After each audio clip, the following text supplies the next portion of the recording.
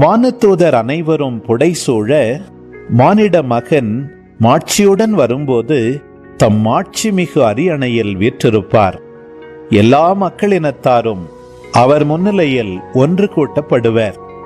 ஓர் ஆயர் செம்மறியாடுகளையும் வெள்ளாடுகளையும் வெவ்வேறாக பிரித்து செம்மறியாடுகளை வலப்பக்கத்திலும் வெள்ளாடுகளை இடப்பக்கத்திலும் நிறுத்துவது போல் அம்மக்களை அவர் வெவ்வேறாக பிரித்து நிறுத்துவார். பின்பு அரியணையில் வீற்றிருக்கும் அரசர் தம் வலப்பக்கத்தில் உள்ளோரை பார்த்து, என் தந்தையிடமிருந்து ஆசி பெற்றவர்களே, வாருங்கள். உலகம் தோன்றியது முதல் உங்களுக்காக ஏற்பாடு செய்யப்பட்டிருக்கும் ஆட்சியை உரிமை பேராக பெற்றுக்கொள்ளுங்கள். ஏனெனில் நான் பசியாயிருந்தேன், நீங்கள் உணவு கொடுத்தீர்கள். தாகமாயிருந்தேன், என் தாகத்தை தணித்தீர்கள்.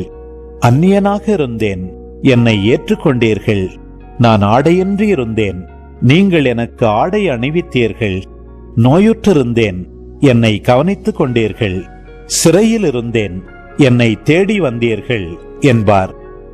அதற்கு நேர்மையாளர்கள், ஆண்டவரே, எப்பொழுது உம்மை பசியுள்ளவராக கண்டு உணவளித்தோம்? அல்லது தாகம் உள்ளவராக கண்டு உமது தாகத்தை தணித்தோம்? எப்பொழுது உம்மை அந்நியராக கண்டு ஏற்றுக்கொண்டோம்? அல்லது ஆடை இல்லாதவராக கண்டு ஆடை அணிவித்தோம்?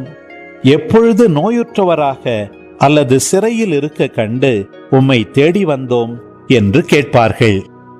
அதற்கு அரசர், மிகச் சிறியோராகிய என் சகோதரர் சகோதரிகளுள் ஒருவருக்கு நீங்கள் செய்ததையெல்லாம் எனக்கே செய்தீர்கள் என உறுதியாக உங்களுக்கு சொல்லுகிறேன் என பதிலளிப்பார். பின்பு இடப்பக்கத்தில் உள்ளோரை பார்த்து, சபிக்கப்பட்டவர்களே, என்னிடமிருந்து அகன்று போங்கள். அலகைக்கும் அதன் தூதருக்கும் ஏற்பாடு செய்யப்பட்டிருக்கிற என்றும் அணையாத நெருப்புக்குள் செல்லுங்கள். ஏனெனில் நான் பசியாயிருந்தேன், நீங்கள் எனக்கு உணவு கொடுக்கவில்லை. தாகமாயிருந்தேன், என் தாகத்தை தணிக்கவில்லை. நான் அந்நியனாயிருந்தேன், நீங்கள் என்னை ஏற்றுக்கொள்ளவில்லை. ஆடையின்றி இருந்தேன், நீங்கள் எனக்கு ஆடை அளிக்கவில்லை. நோயுற்றிருந்தேன், சிறையில் இருந்தேன், என்னை கவனித்துக் கொள்ளவில்லை என்பார்.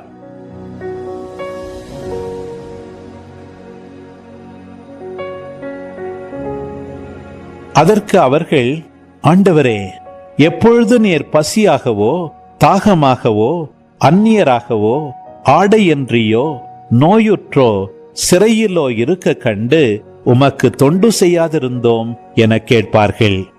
அப்பொழுது அவர், மிகச் சிறியோராகிய இவர்களுள் ஒருவருக்கு நீங்கள் எதையெல்லாம் செய்யவில்லையோ அதை எனக்கும் செய்யவில்லை என உறுதியாக உங்களுக்கு சொல்கிறேன் என பதிலளிப்பார்.